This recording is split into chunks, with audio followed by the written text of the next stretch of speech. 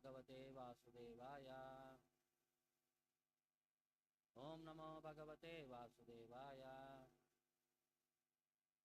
Narayanam Namaskrityam Naram Chaiva Narottamam Devim Saraswatim Vyasam Tato Jayamudirayet Nashtaprayesha Bhadreshu Nityam Bhagavata Sevaya Bhagavati Uttama Shloke Bhaktir Bhavati Naishtiki. Reading from Srimad Bhagavatam, Canto 1, Chapter 9, text number 45. Tatra Dundubhyaha Neduhu Tatra Dundubhayo Nedur Deva Manava Vaditaha Deva Manava Vaditaha Sashamshuhu Sadavaha Rajñam Shashamshu Sadavo Rajñam Khat Petuhu Pushpavrishtayah Khat Petuhu Pushpavrishtayah Tatra Dundubayo Nedur Deva Manava Vaditaha Sashamshuhu Sadavo Rajñam Katpetu Pushpavrishtayah Tatra Dundubayo Nedur Deva Manava Vaditaha Sashamshuhu Sadavo Rajñam Katpetu Pushpavrishtayah.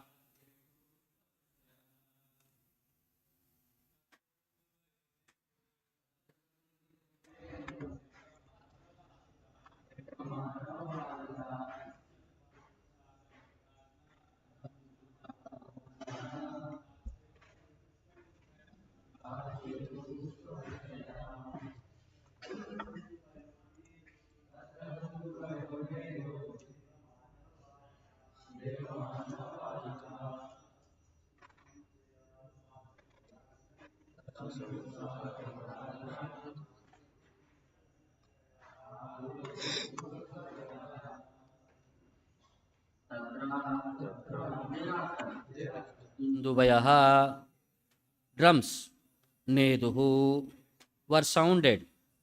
Deva the demigods from the other planets. Manava men from all countries. Vaditaha beaten by. Sashamshuhu praised.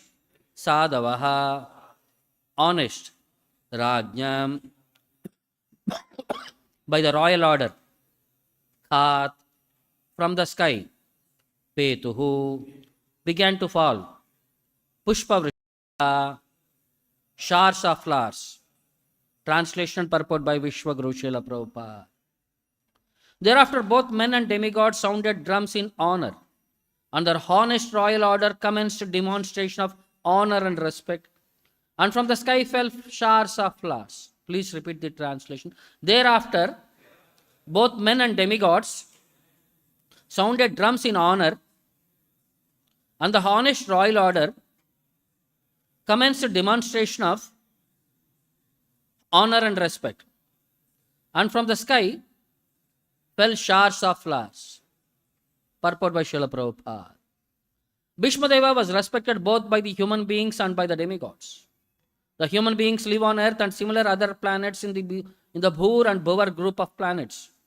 But the demigods live in the Swar or heavenly planets, and all of them knew Bhismadeva as a great warrior and devotee of the Lord.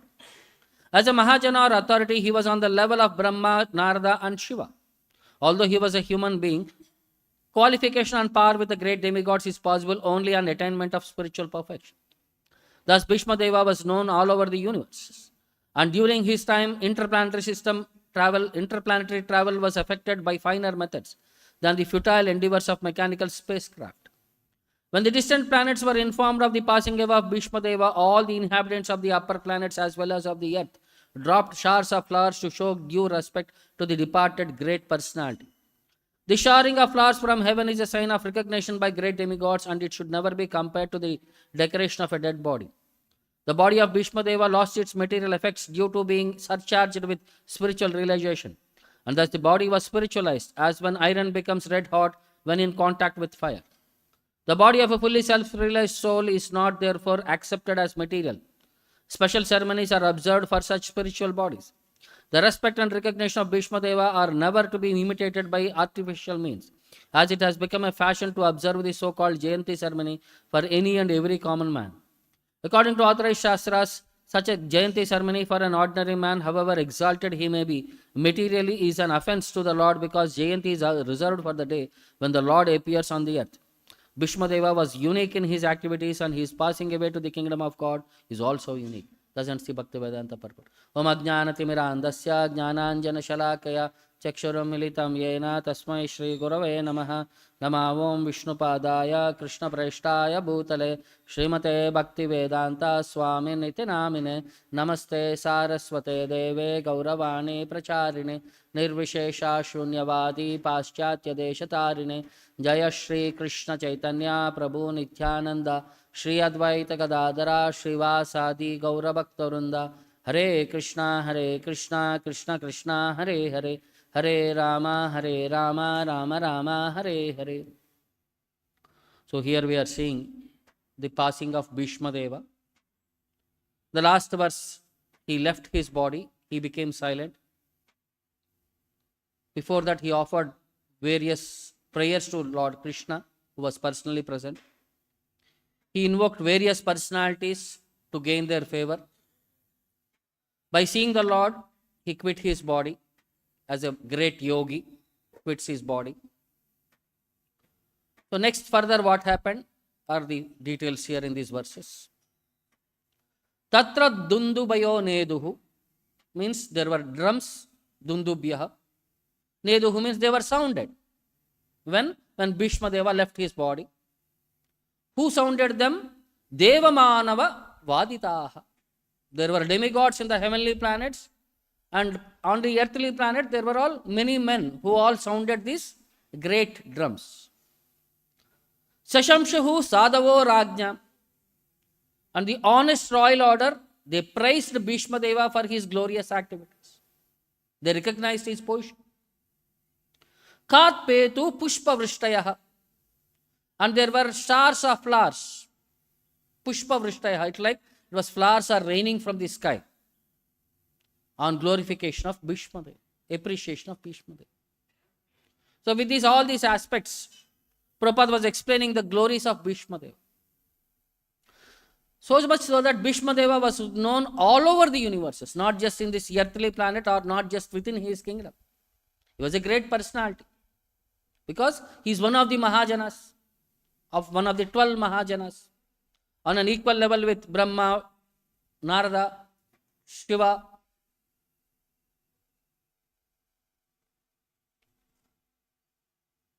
And qualification on a par with the great demigods is possible only on attainment of spiritual perfection. So how he was so special? Because of his spiritual perfection, the greatest personality. So the entire episode was how he taught to Yudhishthira. In that 18 parvas of Mahabharata, more than 2.5 parvas were the discussion between Bhismadeva and Yudhishthira. So he was so equipped with knowledge of all categories. So he was training Yudhishthira how he can become the greatest emperor. Then general description between how a body of a great personality, Mahatma, to a common man should not be equated, Prabhupada was giving. The body of a fully self-realized soul is spiritualized. Like how an iron piece, when it is in fire, it becomes almost like fire. The so-called Jayanti ceremonies for ordinary men were condemned, and Bhismadeva was unique in his activities, and his passing away to the kingdom of God is also unique. So he is of a unique category. So how many will get this opportunity to see the Lord in the last moment?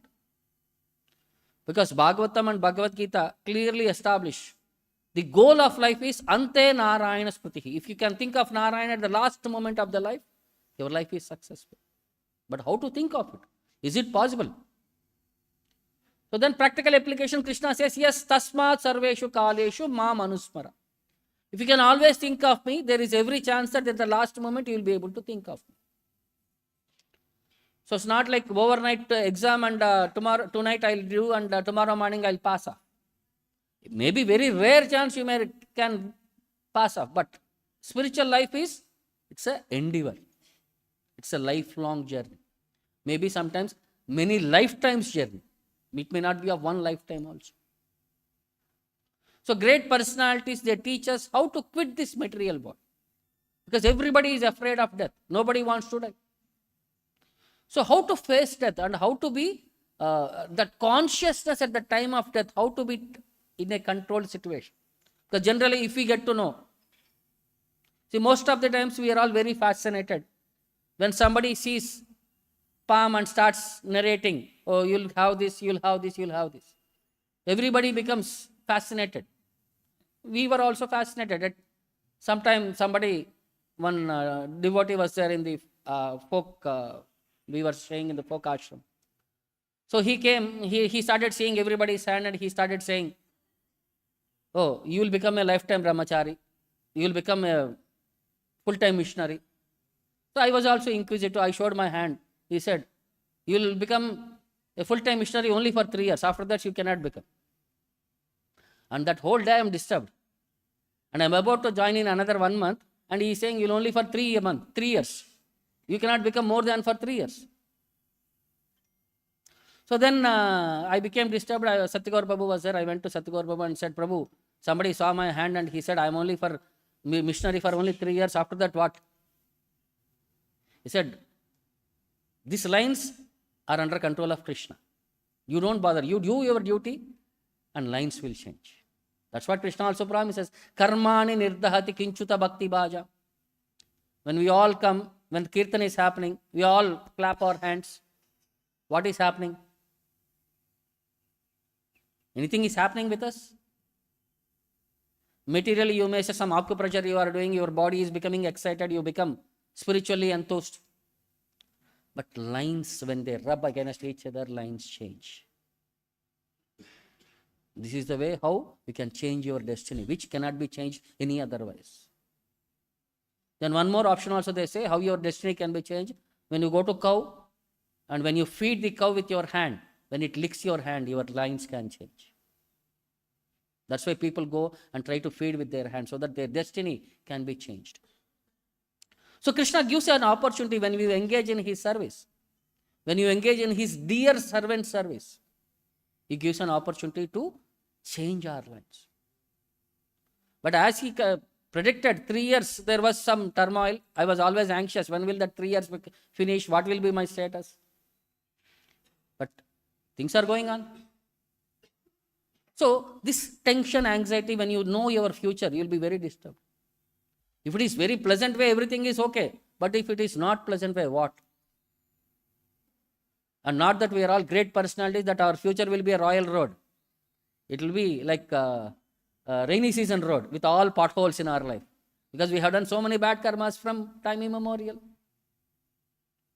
But only thing is, when we are in a devotional perspective, Krishna gives us an opportunity.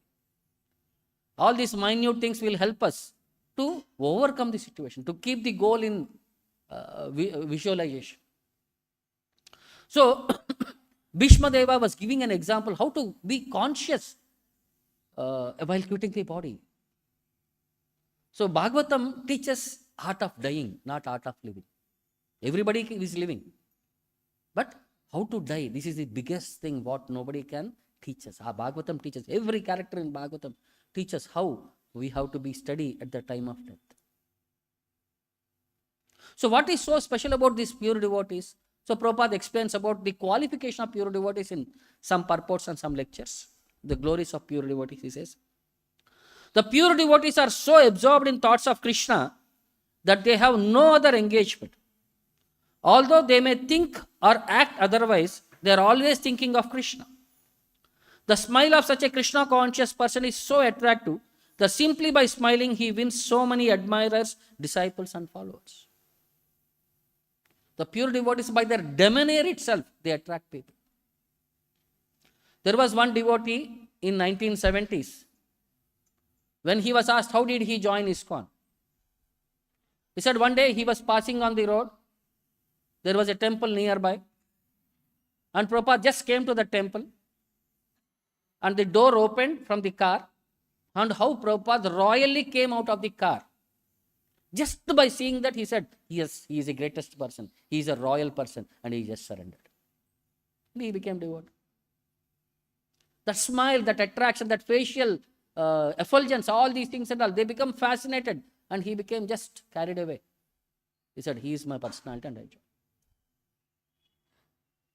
So like that, small things also, like how when we see a photo of Krishna, we become so attracted to him. A photo, then you can think of how original personality can be. And one more nature was, they are always absorbed in thoughts of Krishna. Even they see material perspectives, even if they are seeing material context wise, but still their thoughts are always on Krishna. Like Chaitanya Charitamrita says, Stavara Jangama Deke Nadeke Taramurti, Sarvatra Deke Nija Ishta Deva Spurti. Materially they are seeing Stavara Jangama, there are moving creatures or stationary plants. Only two categories, moving, non-moving. And they are not seeing the physical forms, they are seeing the super soul who is guiding all these living entities in them. Sarvatra Deke Nija Ishta Deva Spurti. Everywhere they are only perceiving their attached Lord. Then one more it says, when a diamond is set in a golden ring, it looks very nice.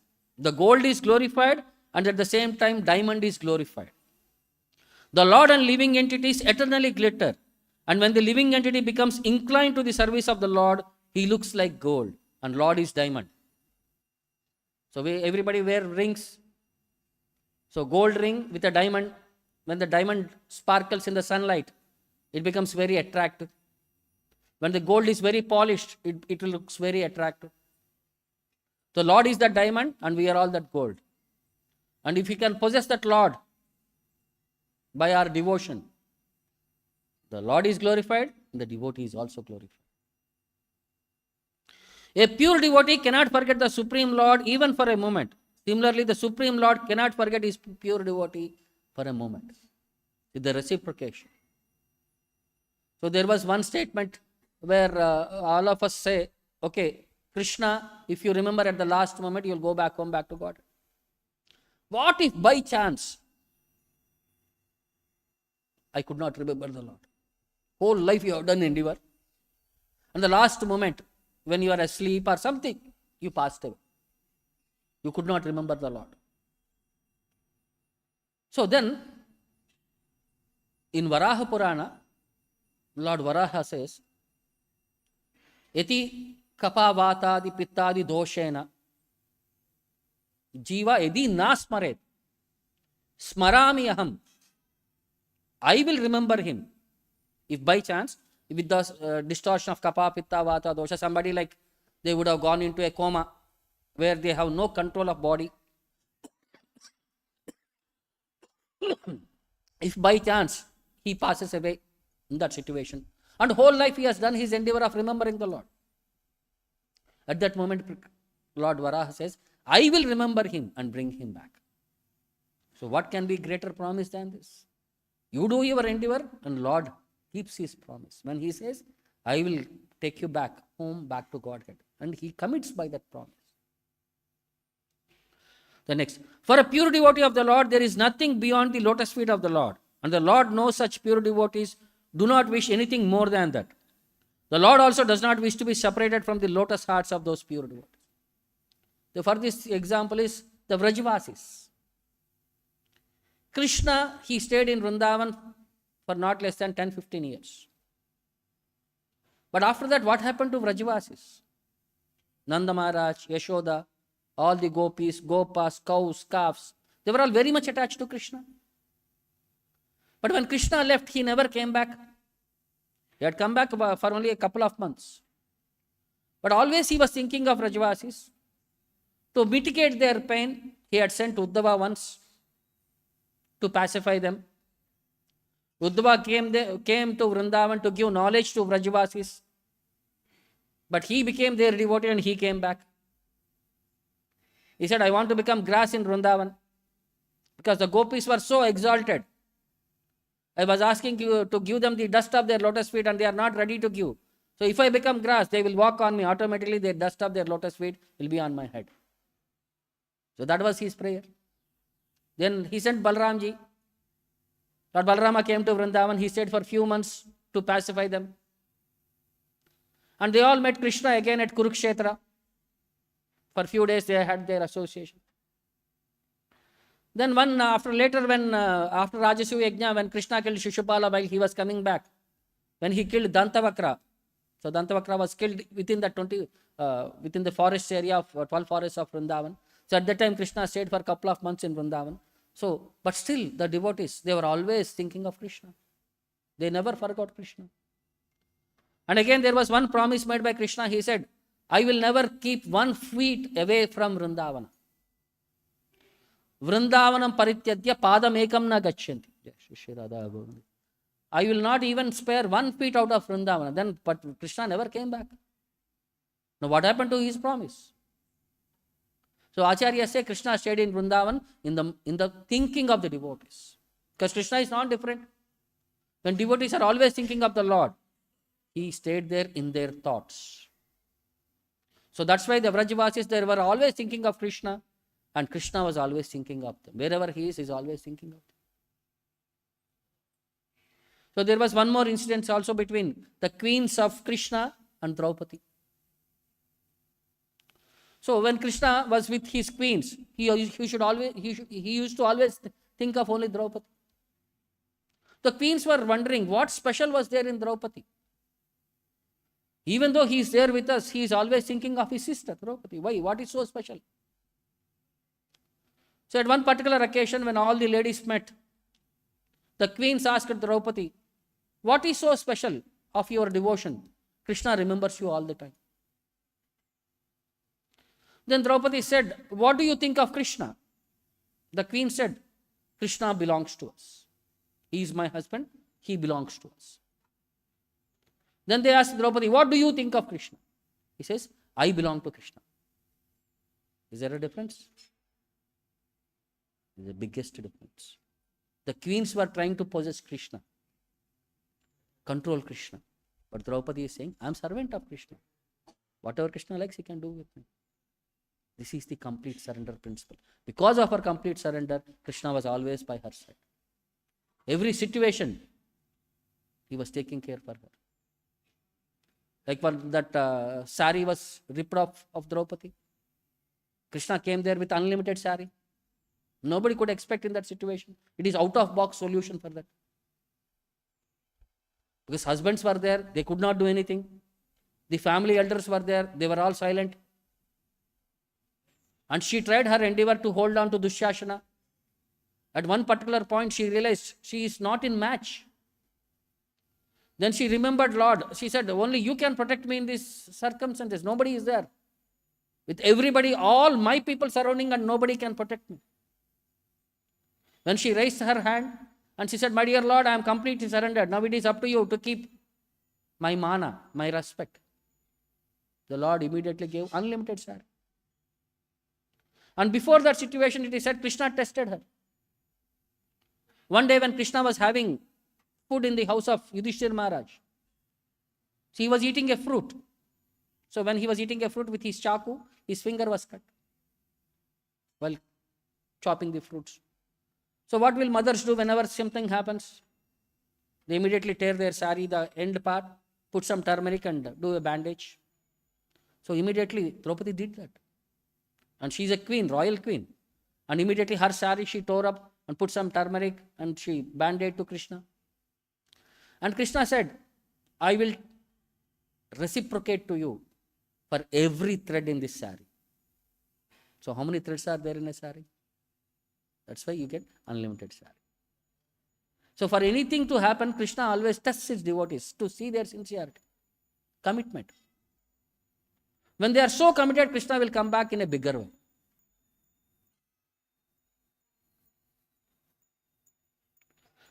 Then it says, the pure devotees of the Lord are more powerful than the water of the sacred Ganges river.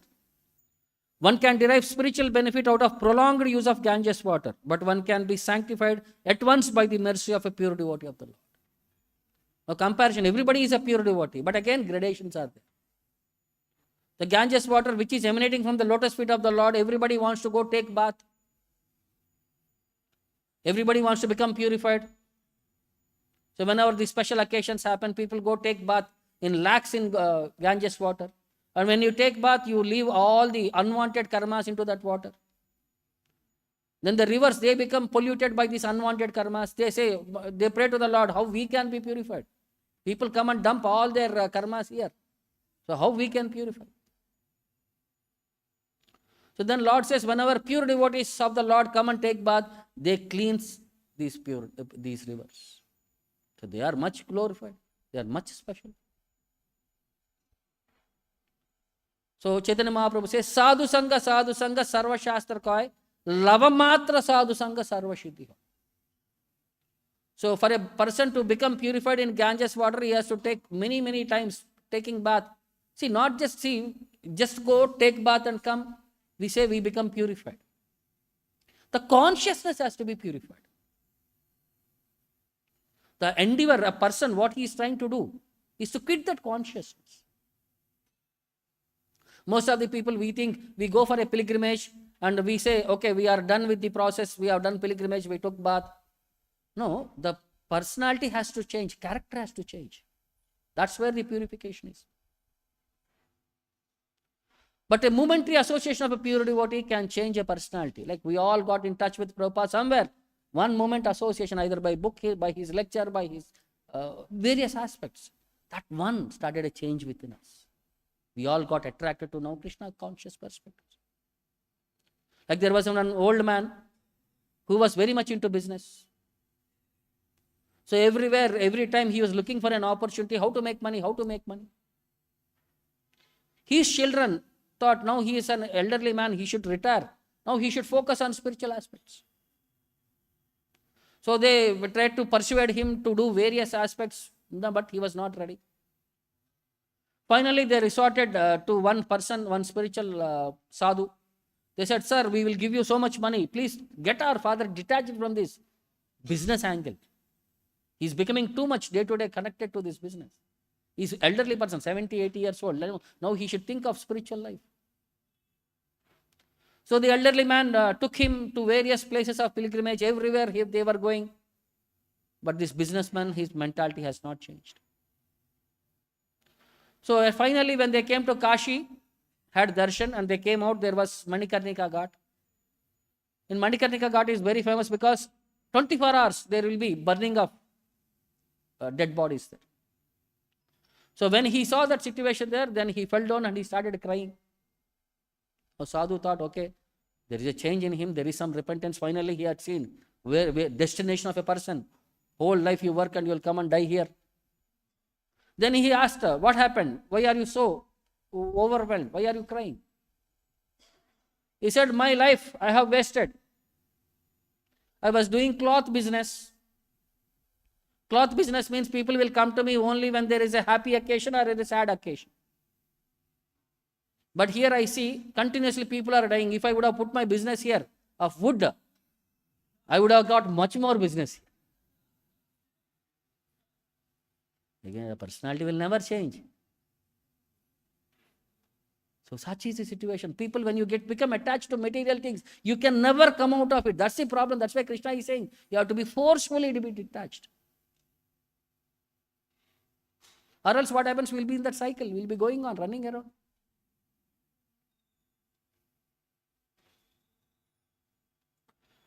Then one more quote also says, a man bound by the hands and feet cannot free himself, but he must be helped by a person who is unbound. Because the bound cannot help the bound, the rescuer must be liberated. Therefore, only Krishna or his bona fide representative, the spiritual master, can release the conditioned soul. So, mam eva ye prapadyante mayam etam tarantite. So, unless we surrender to the Lord, we can never be delivered from this maya. Then who can deliver?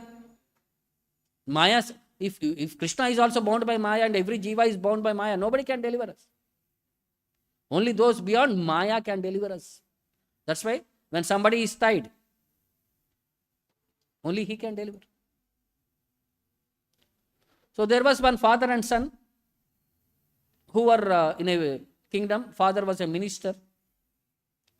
The son, by birth, he was very much detached to the family life, to the royal life. He used to always go to forest, associate with some sadhus there. The father was not very much liking to his behavior. He used to scold the son, you are fit for nothing, you are useless, you are wasting your time, simply going and spending time with the sadhus, what benefit will you get? You have to become future again in the royal, you have to become a minister and all these things and all. So one day in that royal kingdom, there was a visitor from some other kingdom, and he explained about spirituality, and he said, the whole life is tested at the last moment of the death. And if you can think of the Lord at the last moment, you will become liberated. And he was speaking about mukti and liberation perspective. The king became very inquisitive. And he said, how can one become liberated? The minister who was there, the boy's father, he was there, the minister, he asked him, please find a means where I can become liberated very fast. The father came back home, and he was very disturbed because he did not know any answer about spirituality, because he never practiced spirituality. So seeing his father in a very morose way, the son asked him, why are you very sorrow? The father explained the scenario. Then the boy said, do one thing, tomorrow you take me to the court. I'll give answer for this question. So the father was taken to the court along with that boy. When that boy came there and he saw there, the king was sitting on the throne and the father was there and he was there. Father introduced, he is my son, he has come to give you the solution. Then king said, okay, how can I get the answer? Then he said, if you want an answer, you have to do as I say. The boy said. The king agreed. Then he asked the king to come down. The king came down. Then he went and sat on the throne. Then he ordered, tie up this minister to that pillar, tie up this king to this pillar. Then both were tied up. The father was thinking, I bought him so that he will free me. Now he is pushing me more and more. Today it will be the last day. I cannot go home, something like that. His mind was calculating in material terms. The king was obediently acting. So then the boy asked, see, this person is tied up, this person is tied up. You are asking a person how I can be untied. Is it possible? Then king realized, those who are bound up cannot liberate others. The spiritual realization, when he taught the boy, even though of an young age, because by his association with sadhus, he was able to communicate in a clear perspective. And the king understood in a very gentle way, and he appreciated that boy, and he made him his Rajguru, and he was practicing bhakti by that boy's association. So like that, various aspects are there. In every angle, pure devotee from their life, at every point they are teaching us something. How we can always think of, remember Krishna, or how we can become detached from Maya. These two things, detachment from material world and attachment to Krishna. These are the two things what they teach to us. Similarly, there was one story of a personality. His name was Prayag. This was around 200-300 years back. He took birth in Janakpur, birthplace of Sita Devi, that is Janakpur in Nepal. So when he took birth itself, his father passed away. He took birth in a Brahmana family. Father passed away as soon as he took birth. And when he was in a small age, maybe a year or so, when he was crawling, their house was set on fire somehow. And they were able to come out, they protect, but everybody started cursing this boy. This boy is an unlucky boy. As soon as he came, he killed his father, his house and wealth, everything devastated. But mother was very much attached to the boy, and she was always taking care of that boy. So with whatever basic things they could, they were able to survive.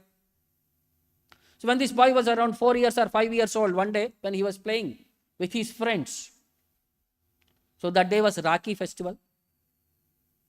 So one sister came, called one of his friends, and asked him to come, and then she tied Rakhi. Then the process everything and all were there. This boy became very inquisitive. Then he saw the process. Then he went back home and he started crying and he started asking his mother, why I don't have a sister? If I would have a sister, I would have also tried Rakhi with her. And he started saying, why is our life like this? Why are we in a situation where nobody bothers for us? Nobody recognizes us.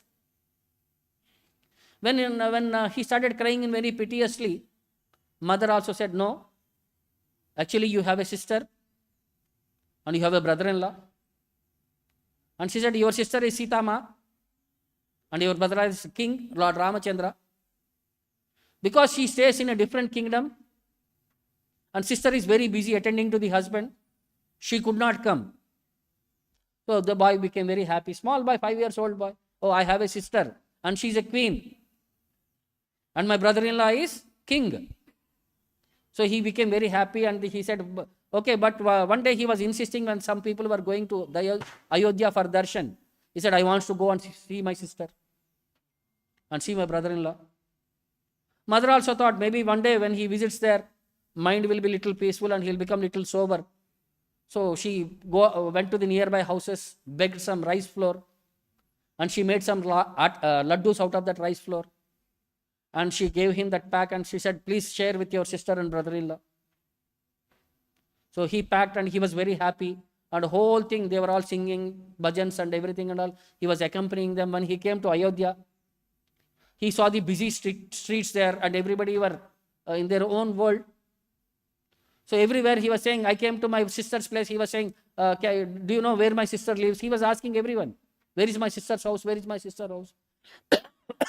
And many people could not recognize Sita and Ram because this was 300 years old and Lord Ramachandra was some millions of years back. So finally some sadhu said, okay, you go to Kanak Bhavan. That's where the main temple is. So he went to the Kanak Bhavan and he asked the Pujari where his sister and brother-in-law were. The Pujari showed to the deities, they are your sister and brother-in-law. He said, they are not my sister and brother-in-law. My sister is alive. Then he started sitting there and he started crying for the sister. And the Pujari thought, mad fellow. Some crazy fellow. Small boy, but some crazy fellow. So whole day, whole night he was sitting there crying. At the midnight he thought, I have come here and I could not find my sister and brother-in-law. Then what is the value of my life? Then he thought, let me go and die. Let me go on to the Saryu river and quit my life if I can't find my brother and sister. So when he was in desperate situation at the dead of midnight, suddenly when he started walking, somebody called him. Raja di Raja, Maharaja, Ramachandra Padara He Ho, one sound, big sound came. When he turned back, there was a huge white elephant. On the top of that elephant, there was a grand throne. On the top of the throne, there was Sita and Lord Ramachandra. And that elephant was walking towards him. That boy was in ecstasy. I saw my sister, I saw my brother-in-law. As soon as they came near, the elephant sat down. Sita Devi came down. She came running to that boy. She hugged him, she kissed him. And he said, I have been waiting for you. And boy said, I have been searching everywhere. Where to find? I could not find you at all. Now Sita said, see, we are all working in a very secret place. So not many of the common people know us. So since now I got to you, you got to me. So next time, whenever you remember, I'll always be there with you. So then she said, did mother not send me anything? Then he removed the laddus box. He gave to Sita Devi. Sita Devi offered first to Lord Ramachandra. Then Lord Ramachandra ate. He felt very satisfied. Sita Devi ate very satisfied. Then they fed one laddu to him also. As soon as he ate the prasadam of Lord Ramachandra, his body became ecstatic. He went into a different trance. And by touch of Sita Devi, he was even more ecstatic. So now from that day onwards, then Sita Devi said, okay, do one thing. You go back to your place, spend some time, again come back. Give the remaining laddus as prasadam to your mother, who had sent so painstakingly. So boy, unwillingly, but he had to accept, because sister said go. So he went to the mother, and she was also very happy. When she ate the laddus also, she thought, this boy has become something of divine nature. After spending almost 1 year time, mother passed away. Now, nowhere to go. Again, he thought of his sister and he came back. So while he was always associating with the sadhus and all, they were always wondering, who is this boy? When she started saying, he's like sister is Sita Devi and all, they started calling him Mama. Because they always treat Ramachandra as father and Sita Devi as mother. And mother's brother will be Mama. From that day, he was a small boy that he became known as Mama Pushkar. Mama Pushkar. Everybody started calling him Mama, Mama. Because they know he was not speaking lies and they all know he had an experience of spirituality. So after that time, he has been searching for a long time in Ayodhya, but still he could not find Sita and Rama. Now he became very disturbed. What happened? Then he remembered, Lord Ramachandra has been banished. He went to forest. So he almost spent 11.5 years in Chitrakoot. Then he thought, might be they are in Chitrakoot. And because they are in forest, they don't have any facilities. He thought, I should give them some luxury because it is my duty. And he started scolding Ramachandra, you are such a cruel person. You have been banished. Why did you take my sister to forest? She is of a royal lady. How do you think that she can survive in the forest? With bare necessities, sleeping on the ground, with thorns, pebbles, everything pricking. And he started scolding, if next time I catch Ramachandra, I am going to blast him. He was in that mood only. Then he prepared 3 beds, then he prepared 3 footwear, and then he prepared some basic things, and he started walking towards Chitrakoot. With heavy load, he came there, but all the time he was thinking of how to catch Rama and how to scold him, how to protect his sister from all this forest life, all these things and all. So when they came there again, he was roaming everywhere, but he could not find Sita, Rama. Maybe he was thinking, because I was scolding them, they are trying to avoid me. So he placed all the 3 beds on the river, near the river, and all the paraphernalia what he had brought. He went behind a tree and he was standing there and he was waiting. Lord will come now, opportunity is there. So after waiting some time in the night, when the night came again, Lord came there. This time Lord, Sita Devi and Lakshmana were there. All of them came there. And as soon as they came there, he ran from behind the tree and he went near Sita Devi and he started hugging her and he started angrily scolding Ramachandra. What are you doing? What have you been doing? My sister, who was from a royal order, you have taken to the forest. You should have gone. So like that, he started venting up all his anger on Lord Ramachandra. Then Sita Devi pacified him. No, I came voluntarily. No, your brother-in-law is not at fault. Then he said, no, since you are struggling in the forest, I have brought all these things, a nice cot for you, nice footwear for you. So then then Sita Devi made Ramachandra sit on the one cot and she sat on the other, and they sat on, Lakshmana sat on another. So slowly the discussions were happening. Finally he said, do one thing, you continue in the forest, send me sister with me, I will take her back to Ayodhya. Then Lord said, no, this is not possible. Do one thing, Lakshmana is free, you take Lakshmana. Then Lakshmana said, okay, I am ready to come. If Ramachandra comes, I will come. See, in that way they were playing around with this small boy, but that boy was finally, Sita Devi said, do one thing, you go, we will immediately finish this Vanavasa of 14 years and almost some years have passed, we'll come back. So because now sister has ordered, he has no choice. Then he said, no, Ramachandra also said, see, we are in a forest, we took a commitment. We will go by natural way. We should not use these cots and we should not use these footwear here. Please take them back. When we come, we will think of using them. So he immediately folded all of them and again he started walking back. So when he came near Mandakini river, when he took bath in that Mandakini river, he was into a different ecstasy. He did not know where he was. In a moment from Chitrakoot, he came to Ayodhya. By the mercy of the Lord, he did not feel the weight. It was like a feather. All the cots with all the paraphernalia, what he was carrying, everything was like feather. Because he was in complete spiritual ecstasy. So when he came back, everybody knew. Now these cots were all personally used by the Lord. Lord sat on them. They all prasada. Then everybody started offering respects to the cots. And everybody started respecting him. So he used to simply place that cots and sit next to them. And he used to simply meditate upon his sister and brother-in-law. So one day some sadhus who were passing by, they know his greatness. They said, Arey, you are a sadhu, you are in a renounced order, but you don't do any tapasya. Why? He said, when you have a brother-in-law like Lord Ramachandra, why should I do tapasya? It is his duty. So he was also in that jovial mode. The whole life he spent in the association of the Lord. And when he quit his body, he went back home, back to Godhead, into the eternal world, and he associated with the Lord there. So simple spiritual practices. Mother guided him in a proper way. When he came here, he was in the association of the sadhus. And his determination took him to the spiritual world. So this is how a person becomes benefited in the sadhus association. So by chanting, by hearing about katha, by hearing about the spiritual personalities, we also become carried away into their world. So our thing is, we have to continue that commitment. When we are in the class, we become very enthused. We should do. But when we come out, we again become carried away by material perspectives. We have to maintain this enthusiasm. So then we are assured that we will go back home, back to God. So I'll stop here. Any questions or doubts? ग्रंथराज Shrimad Bhagavatam की, विश्व गुरु श्रील प्रभुपाद की।